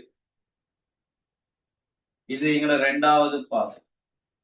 இது எங்களோட 3வது பாதை. வழங்கிட்டு அந்த 3 பிளைன சொல்லு. இப்ப பாருங்க, 2 புள்ளிகளுக்கு இடைப்பட்ட பாதையிட நீளங்களை நாங்க தூரம் சொல்லுவோம். நான் இந்த புள்ளியை ஏன்னு எடுத்துக்கிறேன், இந்த புள்ளியை பின்னு எடுத்துக்கிறேன். இதுல இந்த முதலாவது பாதையைத்தான் இடப்பெயர்ச்சி என்று கதைக்கிறது. முதலாவது பாதையை நம்ம என்ன கதைக்கிற? இடப்பெயர்ச்சி. அப்ப 3 பாதைகள்லையும் இடப்பெயர்ச்சி சிறிய ஒரு ஆளாக, சரியா? இது 2ம் சமன். இது நான் இந்த நீளத்தை X எடுத்தா இதுவும் X, இது Y. அவன தரவின்படி இது 2ம் X சொல்லிட்டான் அவன். இந்த பாதையில நீளமும் இந்த பாதையில நீளமும் சமன். லைட்டா சொல்றது நான் எழுதலாம். இவரு வந்துகிட்டு சரி Y இட பெருமானம் நீளம் Y எடுத்துக்கிட்டீங்கன்னா Y இட பெருமானம் X விட சின்ன இருக்க போகுது. X விட சின்ன இருக்க போகுது. அப்படி என்றால் Y இட பெருமானம் சின்னன் என்றா 3 இடத்திலையும் இழந்த சக்தி சக்திகளை நம்ம கதைக்க போனோம் என்றால், மூன்றிடத்திலையும் விழுந்த சக்திகளை நாங்க கதைக்க போனோம் என்றால், தடைவிசைக்கு எதிராக விழுந்த எனர்ஜி, தடைவிசைக்கு எதிராக இழக்கப்பட்டது என்ன, தடைவிசைக்கு எதிராக செய்யப்பட்ட வேலைக்கு பதிலா W சமன் என்னன்னு எழுதலாம், F தர D. சரியா? முதலாவது சந்தர்ப்பத்துல அங்க இருக்கிற உராய்விசையை நான் F எடுத்தால், உராய்விசை F எடுத்தா இங்க இருக்கிற அந்த T பதிலா என்னண்டு வரணும், Y வரணும். இதுதான் முதலாவது சந்தர்ப்பத்தில் இழக்கப்பட்டது. சரியா? அதே போல இரண்டாவது சந்தர்ப்பத்துல இழக்கப்பட்டது, இரண்டாவது சந்தர்ப்பத்தில் இழக்கப்பட்டது நாங்க அங்க தொழிற்படுற இத போர்ஸ F நோடுன்னு எடுத்தல், ஒரு ஆயுசை F எடுத்திருக்கீங்க, அங்க F நோடுன்னு எடுத்தீங்க, ஏன்னா சக்திகள் சமனா இருக்கணும். அதே போல இது Y, சோ இது X, இது X. ரெண்டாவதுலையும் இது எங்க முதலாவது, இது என்ன ரெண்டாவது, W3லையும் F நோட தான் இருக்கணும். ஏனென்றா அந்த இடத்துல X தூரம் நாங்க பயணிக்க போகுது. அப்ப இதுல கவனிங்க, ஆட்டோமேட்டிக்கா நான் சும்மா கதைச்சா Y X X X பெருமானம் Y-யோட ஒப்பிடக்க பெருசா இருக்கிறதால, Y-யோட ஒப்பிடக்க X பெருமானம் பெரிதுங்கிறதால இது ரெண்டும் எல்லாம் W1 W2 W3 சமன், W1 W2 சமன். Y பெருமானம் சிறுசுங்கிறதால F பெருமானம் என்னையா இருக்கணும், இவர் F நோடுற பெருமானத்தை விட F பெருமானம் பெருசா இருக்கணும், F பெருமானம் பெருசா இருக்கணும். விளங்கிட்டா சொல்றது? விளங்கிட்ட? அப்ப நாம ஒப்பீட்டளவுல இவங்களதுல எடுத்த உடனே நாங்க கதைக்கலாம் μ1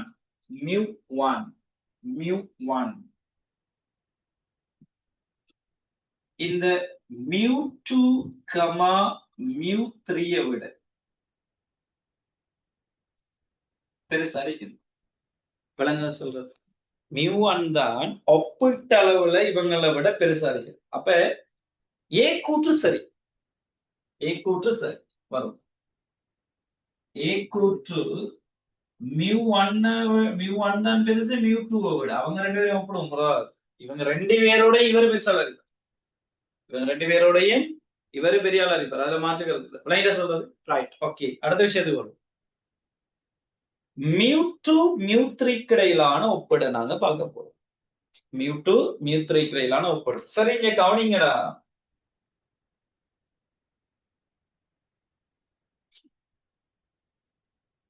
இந்த இடத்துல இந்த குற்று இப்படி ஒரு இந்த வளைவின் பாதையினூடாக வராரு, இந்த இடத்துல இந்த குற்று இப்படி ஒரு வளைவின் பாதையினூடாக வராரு. நான் சும்மா சொல்றேன், நீங்க கவனிங்க, அதை அப்படியே எரிக்கட்டும், இங்க வருவோம். இதுல இந்த இடத்துல நான் ஒரு குற்றி ஒன்று வரைகிறேன். சரி, என்ன கவனிங்க,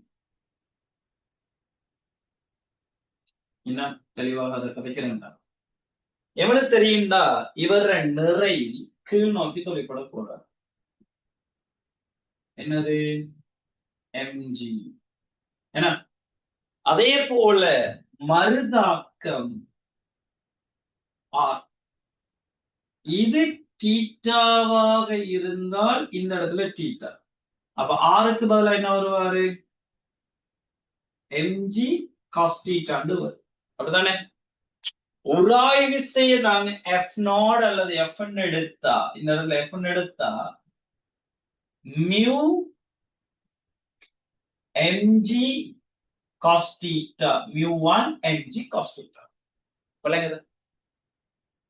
இந்த இடத்துல நேரம் போக போக போக, இந்த இடத்துல நேரம் போக போக, அது அப்படியே இருக்கட்டும், இந்த இடத்துல நேரம் போக போக ஹசான் இங்க இருக்கிற தீட்டாட பருமன் என்ன செஞ்சுட்டு போகுது? குறைஞ்சிட்டு வருது. விளங்குதா? இஞ்ச நேரம் போக போக போக தீட்டாட பருமன் என்ன செஞ்சுட்டு போகுது? கூடிட்டு போகுது. விளங்குதா சொல்றது?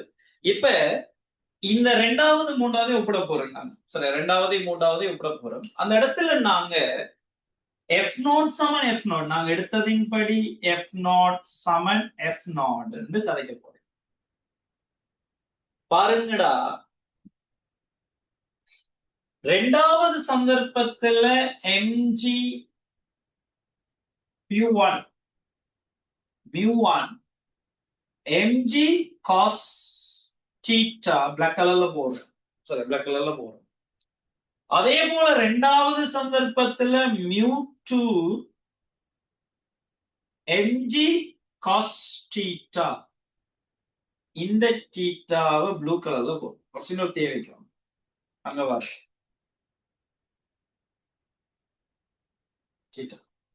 ஹசான் சொல்ல பார்ப்போம். முதலாவது சந்தர்ப்பத்துல தீட்டாட பருமன் என்ன செஞ்சுட்டு வருது? தீட்டாட பருமன் குறையுது. தீட்டாட பருமன் குறையுது. ரெண்டாவது சந்தர்ப்பத்துல தீட்டாட பருமன் கூடுது. தீட்டாட பருமன் என்ன செய்யுது? கூடுது.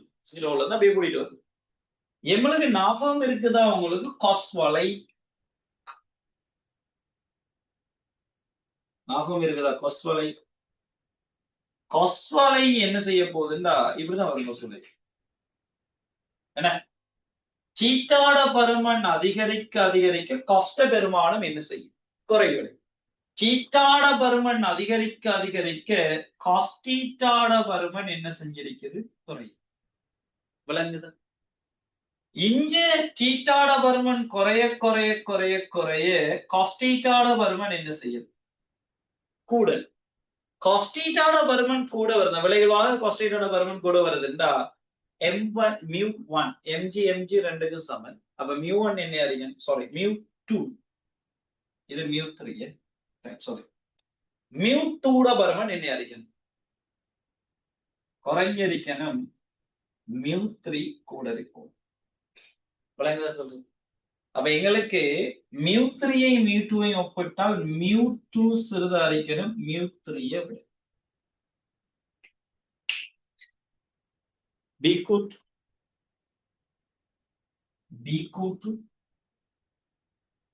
mu2 சிறிது mu3.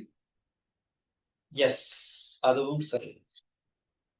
ஏபி பொருத்தமானது மூன்றாவது ஆன்சர். ஏன்னா அவன் சி கூற்று என்ன சொல்லியான்? mu2 mu3 சமன் சொல்லியான். mu1 விட சின்னந்தான், mu1 விட சின்னந்தான். பட் இவங்களுக்குள்ளே வித்தியாசம் இருக்குது. ஏன்னா விளையாட்டா நம்ம கதையின்படி பார்த்தா இப்படிதான் வரும். mu1 பெரிது mu3 விட, சிறுதாரிப்பாரு mu2 விட. விளையாட்டா இப்படி ஒரு பெருமானம். mu3 இன்னும் சொல்றது. அப்ப சி கூற்றுப்பல என்று பிடிச்சுக்கணும். சி கூற்றுப்பல மூன்றாவது ஆன்சர் பொருத்தமான. மூன்றாவது ஆன்சர் பொருத்தமான. ஏனுங்கிற விஷயத்த விளங்கிக்கணும். ஏனுங்கிற விஷயத்த விளங்கிக்கொள்ளணும். சரி, கேள்வி நல்ல ஒரு கேள்வி ஐடியா. கொஞ்சம் யோசிச்சால் அழகா எடுத்துக்கலாம். அந்த கேள்வி கொஞ்சம் பாருங்க.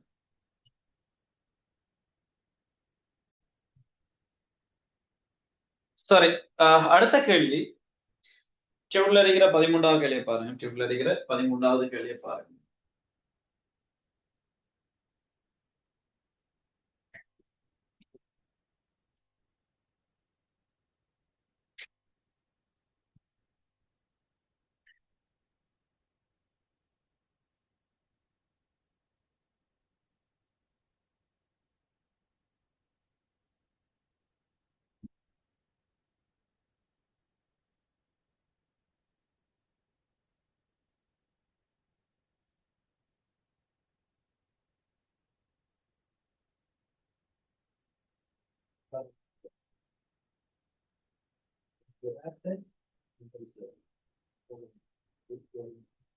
சரி, பாருங்க. டியூப்ல இருக்கிற 13வது கேள்வி பாருங்க. டியூப்ல இருக்கிற 13வது கேள்வி. டியூப்ல இருக்கிற 13வது என்ன சொல்றானுடா? உருவில் காட்டப்பட்டுள்ளவாறு புள்ளி P-யில் சுழலக்கூடியவாறு கிடைத்திரையுடன் பிணைக்கப்பட்டுள்ள எம் திணிவுடைய சீரான கோள் கிடையுடன் தீட்டா கோணத்தில் நிலைப்படுத்துவதற்கு தேவையான கிடைவிசை டீயின் பெருமானம். தேவையான கிடைவிசை டீட பெருமானம். சரி, கவனிங்க.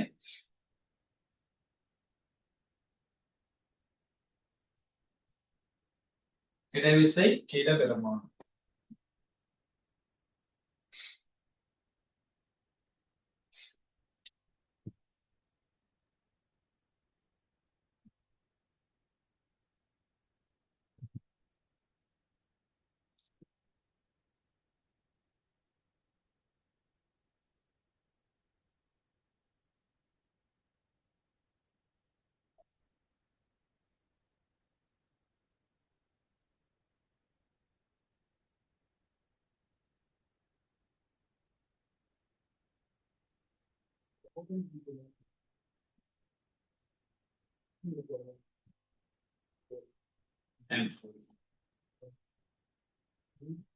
சரி,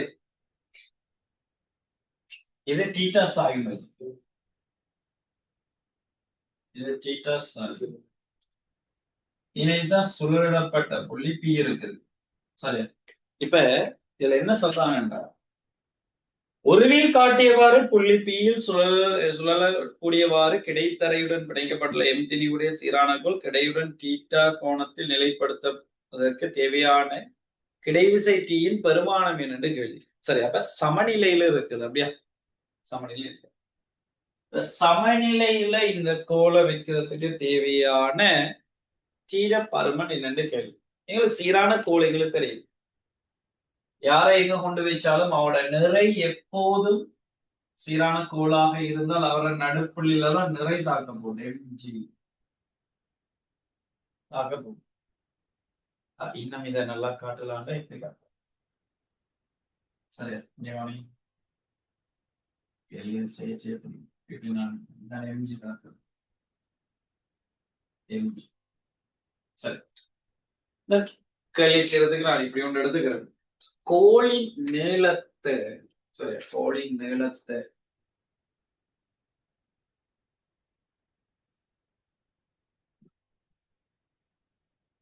நீளம் 2L என்க. கோளின் நீளத்தை 2L. இப்ப கோளின் சமநிலைக்கு, கோளின் சமநிலைக்கு P பற்றி நாங்க திருப்பம் எடுத்தால் என்ன? கோள் சமநிலையில இருக்கார், விளைவிசை பூஜ்ஜியம். திருப்புத்திறன் தத்துவத்துல விசைகளின் திருப்புத்திறன்கள் அச்சரம் 0க்கு தான் சமன் அதிக போகுது. ஏன்னா ரைட். அப்ப P பற்றி நாங்க திருப்பம் எடுத்தா, P பற்றி திருப்பம் எடுத்தா இது இந்த நிலம் எல்லாம் இருக்கும். 2L எடுத்துட்டு இது L. பாருங்கடா, mg P பற்றி வளம் சொல்லி நான் எழுதுற விளங்காண்டு பாருங்க. mg தர L cos theta. L cos theta. Minus என்ன, நான் இது வளம் சொல்லி எடுத்திருக்கேன். P பற்றி வளம் சொல்லி எடுத்தா இது வளம் சொல்லி இவரிடம் சொல்லி அறிகிறேன். செங்குத்து தூரம் இது L cos theta. இதுக்கான செங்குத்து தூரம் எடுத்தா, இதுக்கான செங்குத்து தூரம் எடுத்தால் L cos theta. இந்த தூரம் இவருக்கு நாங்க எடுத்தா P ல இருந்து இது செங்குத்து தூரம். இது செங்குத்து தூரம். அப்ப T, சரியா, கவனிங்க. T தர கவனமா இருக்கணும். 2L sin theta வரும். இது சமன் 0. 2L sin theta வரும். இது சமன் 0. எனவே அதனால கொண்டு போனா mg L cos theta சமன் T தர 2L sin theta வரும்.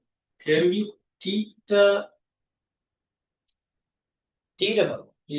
ஓகே, தீட்டால வந்து தீட வரும் கேள்வி. இப்ப இதுல நான் இதை கொண்டு வந்தேன். சரியா? அல்லது இப்படி கதைக்கலாம்.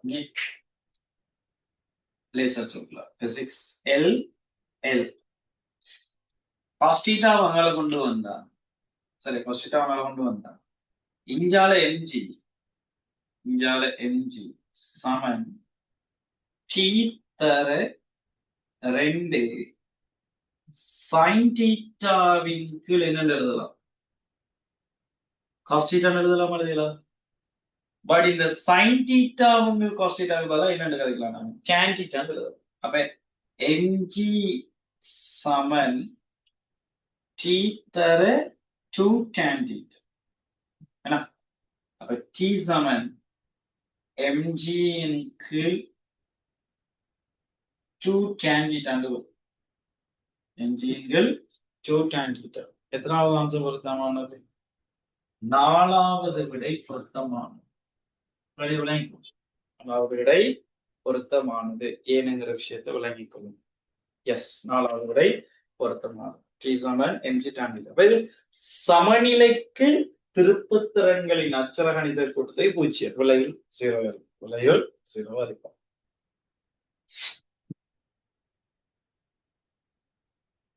அதே போல நான் படிச்சிருக்கேன் என்னண்டா சமாந்தரம் இல்லாத விசைகள் இந்த கேள்வி மட்டும் செய்யற முக்கியம் இல்லை சமாந்தரம் இல்லாத விசைகள் ஒரு உடல்ல தாக்கி சமநிலை அடையணுமா அந்த கட்டாயம் அந்த 3 விசைகளும் என்ன செய்யணும் சமாந்தரம் இல்லாத 3 விசைகள் தாக்கி ஒரு உடல் சமநிலை அடையணும்டா அந்த 3 விசைகளும் ஒரு புள்ளியில சந்திக்கணும் இங்க பாருங்க mg சந்திக்க போறாரு mgயும் tயும் சந்திக்க போறாரு அடுத்த இன்னொரு விசை யார் சுழலையிடப்பட்ட புள்ளியிலிருந்து மறுதாக்கம் தாக்கம் ஆர் கொடுக்கப்படும் என அப்ப அந்த 3 புள்ளிகளும் என்ன செய்ய போறாருன்னா ஒரு புள்ளியில சந்திப்பாங்க அதுகள் எல்லாம் கவனமாக இருக்கும் இந்த கதையை கொஞ்சம் நல்லா விளங்கிட்டேன் இந்த கதையை கொஞ்சம் நன்றாக விளங்கிடுங்க அதில் இருக்கிற கேள்விப்பார்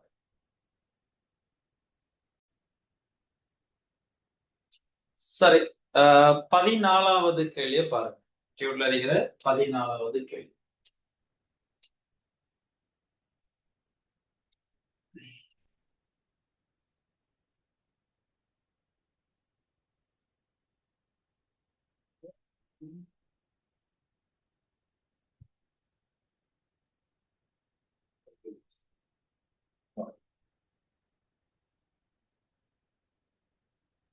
டியூட்ல இருக்கிற 14வது கேள்வி பாருங்க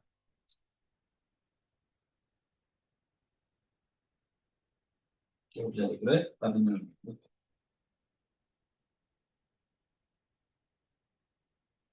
சொல்லலாம் ஒரு கார் ஓய்விலிருந்து சீரான ஆறுமுடுகள் எல்பாவுடன் சிறிது நேரம் ஆறுமுடுகி பின்னர் பீட்டா எனும் அமர்முடுகள் அவனே சொல்லிட்டான் அது அமர்முடுகள் அமர்முடு இயங்கி ஓய்வடைகின்றது இது மொத்த இயக்கத்திற்கு எடுத்த நேரம் டி எனில் அடைந்த உயர் வேகத்தை தருவது சரி இதுக்கான விடி கிராஃப நாங்க கீறினோம் மாறா ஆறுமுடுகள் மாறா அமர்முடுகள் கவனிங்க இதுக்கான விடி கிராஃப நாங்க கீறுவமாக இருந்தால் இப்படி ஒரு ஷேப்ல ஒரு மீடியம் the v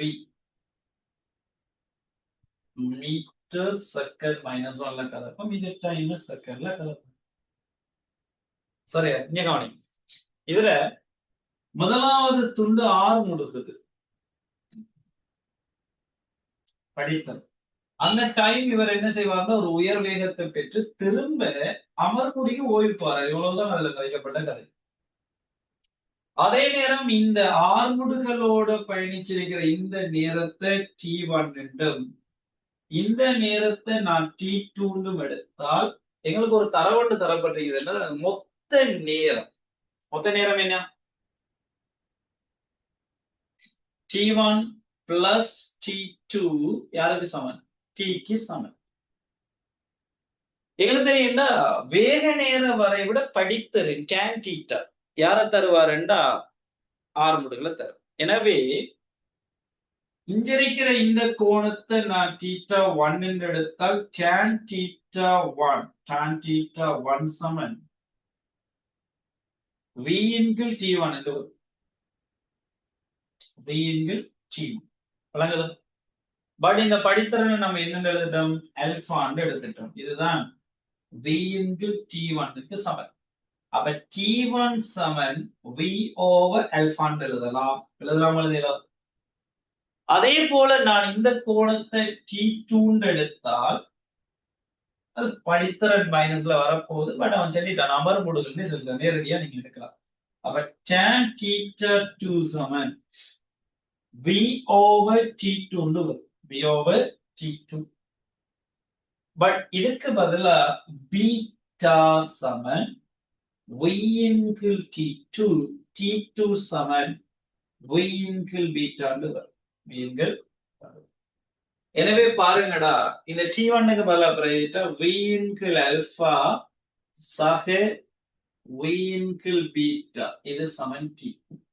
ஏன்னா பாருங்க பகுதி என்ன சமப்படுத்தா ஃபோமசி எடுக்கணும். ஃபோமசி எடுத்தா ஆல்பா பீட்டாண்டு வரும்.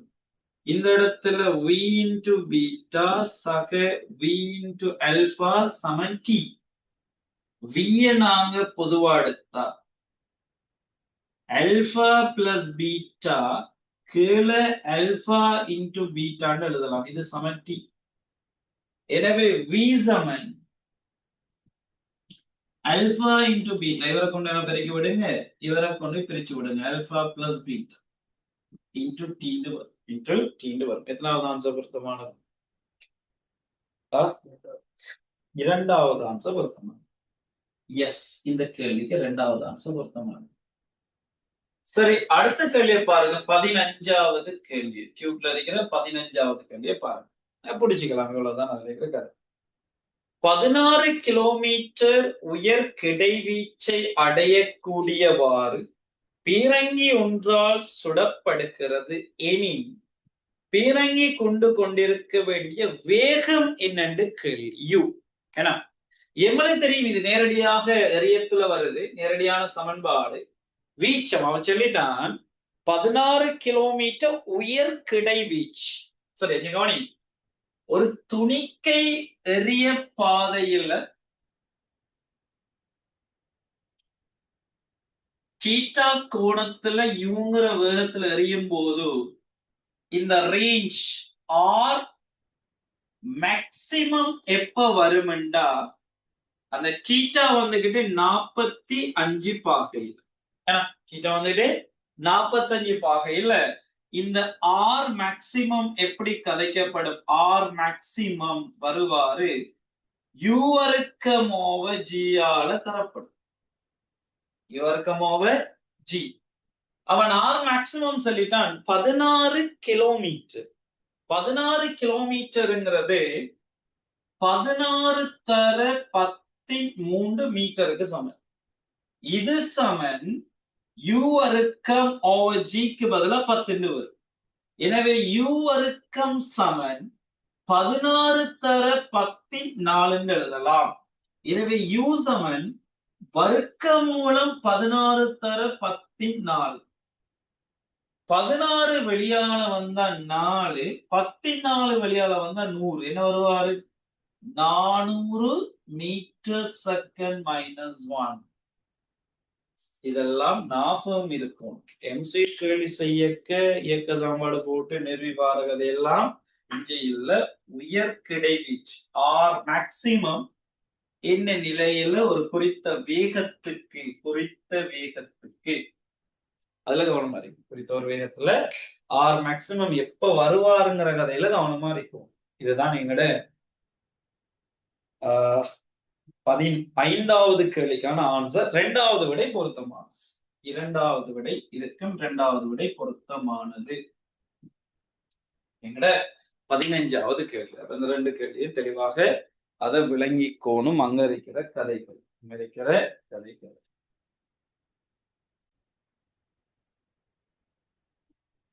சரி, டியூட்ல இருக்கிற 16வது கேள்வியை பாருங்க.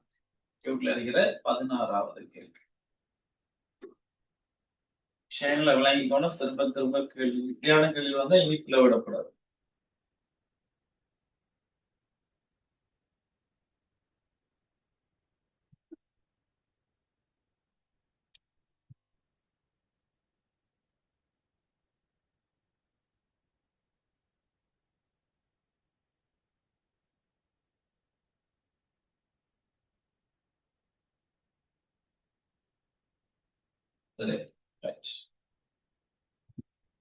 16வது கேள்வி.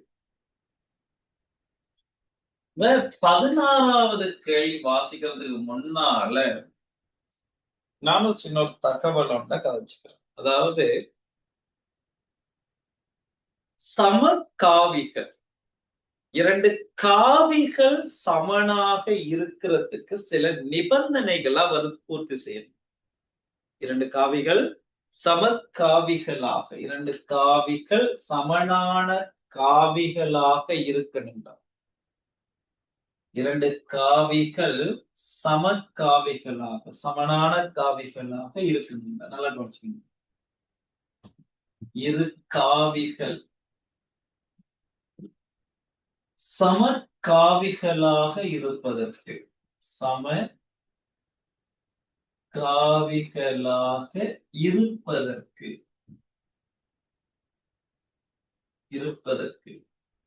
சமகாவிகளாக இருப்பதற்கு சில நிபந்தனைகள். அதுல சரியா, அதுல உண்டு. நல்லா கவனிச்சுக்கணும். அந்த ரெண்டு காவிகளும் ஒரே இனமாக இருக்கணும். அந்த ரெண்டு காவிகள் என்ன இருக்கணும்? இப்ப உதாரணத்துக்கு வேகமா இருந்தா மற்றவரும் வேகமா இருக்கணும். வேகத்தையும் விசையை எடுத்து சமகாவியம் சொல்ல இல்லாது. சரியா? அப்போ ஒரு இனமாக இருக்கணும், ஒரே வகையான காவிகளாக இருக்கணும். அப்படி இருந்தா தான் அவங்க ரெண்டு பேரும் என்ன அழைப்பாங்கன்னா சமகாவிகளா இருக்கு. ரெண்டாவது விஷயம், முதலாவது சமகாவிகளாக இருக்கணும், ரெண்டு காவிகள் சமனாக. ரெண்டாவது,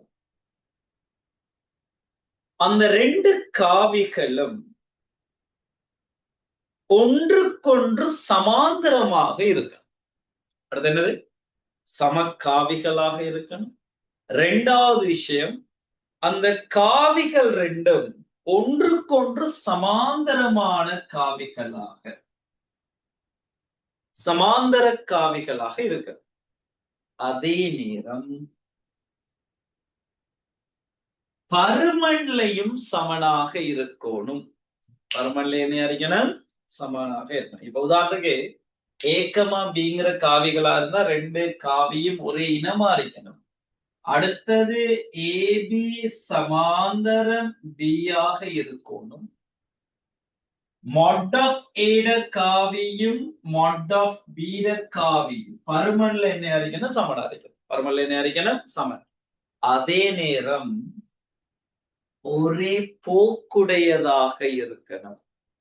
சமாந்தரமாகவும் இருக்கணும், ஒரே போக்கு, ஒரே போக்குடையதாக இருக்கணும். இப்ப இது ஏங்கிற காவி, இது பிங்கிற காவி, இது ரெண்டும் சமாந்தரம் தான், ஒரே போக்கு தான். இப்படி ஒரு நிலை வந்தா இது ஏ காவி, இது பி காவி, ரெண்டும் சமாந்தரம், பட் போக்கு வித்தியாசம். போக்கு வித்தியாசம் இப்படியான காவிகளை நாங்க சமக்காவின்னு சொல்லலாமா? இல்ல, கவனமா இருக்கு. அப்ப இந்த 4 நிபந்தனைகளையும் அவர் திருப்தி செய்யணும். ஒன்று, ஒரே இனமாக இருக்கணும், சமாந்தரமா இருக்கணும், பருமன்ல சமனா இருக்கணும். அதே போல ஒரே போக்காக இருந்தால் ஏ காவி சமன் பி காவி என்று நாங்கள் கதைக்கலாம். ஏங்கிற காவி ஸ்மால் லெட்டர்ஸ்ல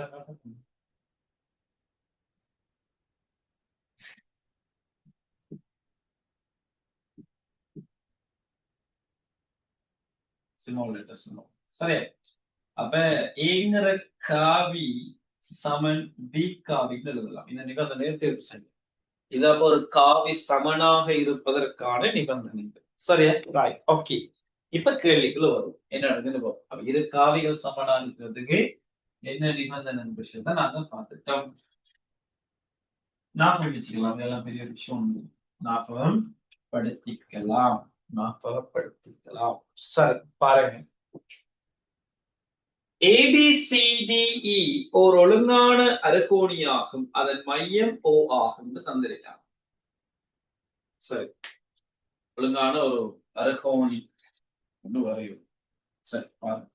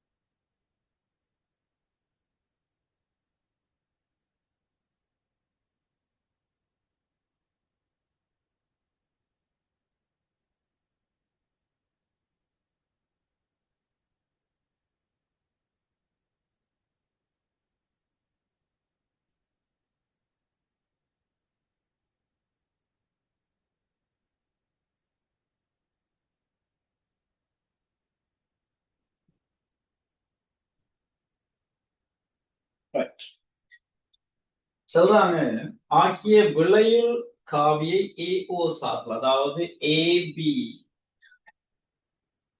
சக ஏசி சக ஏடி ஏடி சக ஏஇ சக ஏஎஃப். இத வேற விளைவுல வந்துட்டு ஏஓ சார்பால தரையா. சரியா கவனிங்க பாப்போம். ஏபி காவி, ஏபி காவி, ஏபிங்கிறது இந்த அடிக்கிறது ஏபி. அதே போல ஏசி, அதே போல ஏடி, அதே போல ஏஇ, ஏஇ, அதே போல ஏஎஃப்.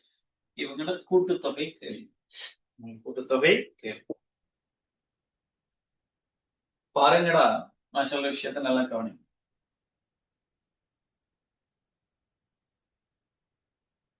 இந்த பாருங்க, நான் இதுல சமக்காவிகளை கதைக்க போறேன். இந்த ஏஓ காவி இருக்காரு தானே, ஏஓ காவி என்ன இருக்குது, இந்த ஏஓ காவி, இந்த ஏஓ காவிக்கு சமனான காவிகளாக நான் யாரை கதைக்கலாம்னா, இவருக்கு இவ்வாறு சமாந்தரம் இந்த ஓடி காவி, டபுள் மார்க்ல காட்டுறதுல ஏஓ காவியா ப்ளூ கலர்ல, இவருக்கு சமாந்தரம் ஒரே இனக்காவி ஒரே பருமன் என. அதே போல அதான் பிசி காவியும் ஏஓ காவிக்கு சமனா சமநிலை சமதான். அதே போல நான் இந்த ஏஎஃப் காவிக்கு சமனான காவிகள் என்னன்னு பார்த்தா என்ன இருக்கு, இவர் ஏஎஃப் காவிய நான் இதுல காட்டினா இவரும் ஏஎஃப் காவிக்கு சமனான காவி, சமக்காவிகளை விட்டலாம். அதே போல இவரையும் எடுக்கலாம், இந்த காவி இது ஒரு ஏஎஃப் காவிக்கு சமனானது, இதுவும் ஒரு ஏஎஃப் காவிக்கு சமன். இந்த பிசி காவிக்கு சமனாக இவரை கதைக்கலாம்.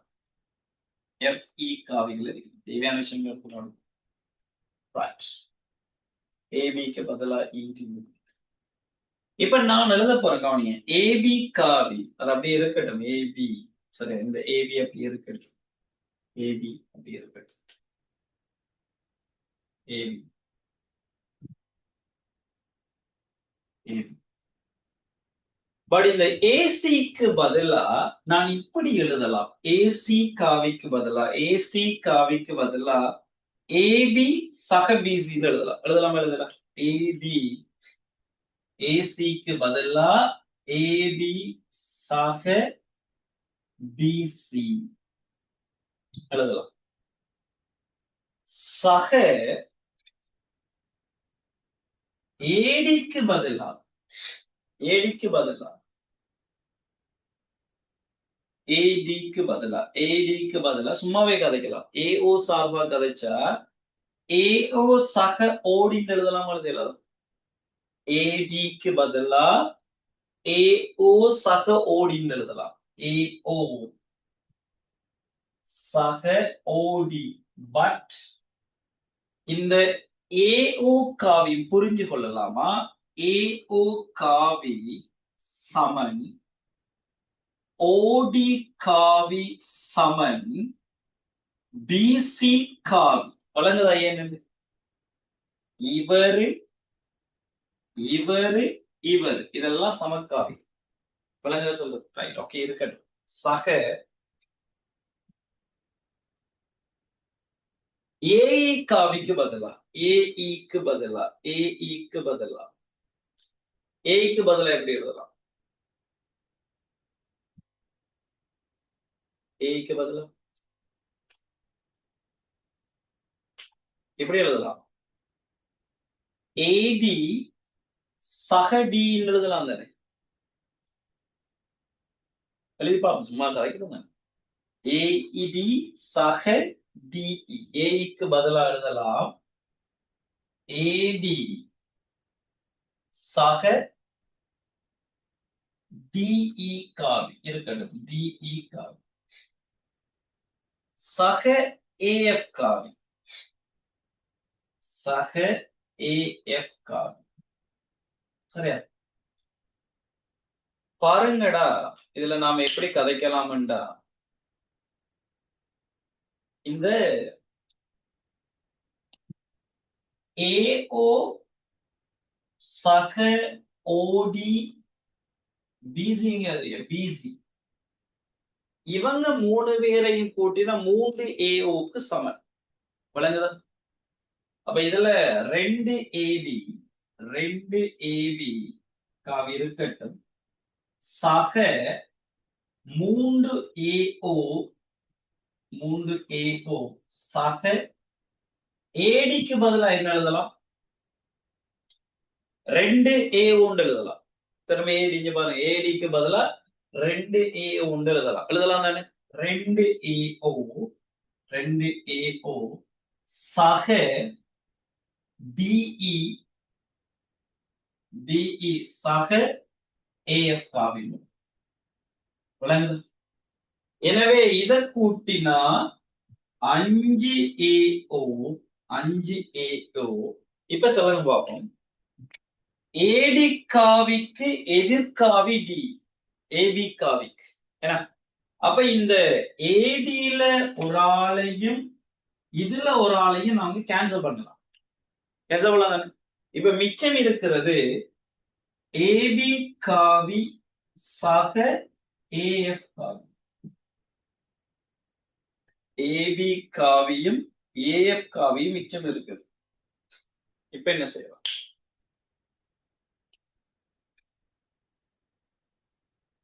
அதுக்கு பதிலா இங்க பாருங்க, ஏபி சக பிஓ.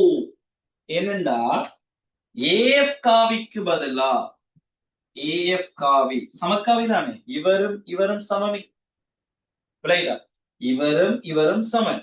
அப்ப ஏஎஃப்க்கு பதிலா நீங்க என்ன எழுதலாம்? டிஓ காவி எழுதலாம். நிபந்தனை சரி. ஒரே இனக்காவி, சமாந்திரம காவி, பருமன சமன், ஒரே போக்கு. அப்ப ஏஎஃப் இருக்கிற இடத்துல பி ஒன்று எழுதலாமா? எழுதலாம்.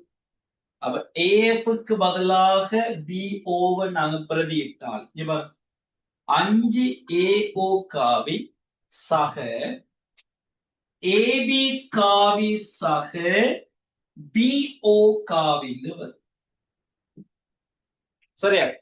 இப்ப சொல்லு, இந்த ஏபி சக பிஓ காவிக்கு பதிலா ஏஓ காவின்னு எழுதலாமா? எழுதலாம். இங்க இருந்து இப்படி போய் இப்படி வாரத்தை இப்படி போலதானே? ரைட், ஓகே, அவ்வளவு முடிஞ்சு. அப்ப 5 ஏஓ காவி சக ஏஓ காவி என்ன வரப்போறாங்க? 6 ஏஓ காவின்னு வரும். இந்த லேசான வழிகள்ல பார்த்த பாருங்க, பிரச்சனை இல்லை. 3வது விடை பொருத்தமான. 3வது விடை பொருத்தமான. சரி, 3வது விடை பொருத்தமான. சரி, கவனிங்க. இதான் எங்கட 2வது கிளாஸ்ல நாங்க பார்த்திருக்கிற கேள்வி.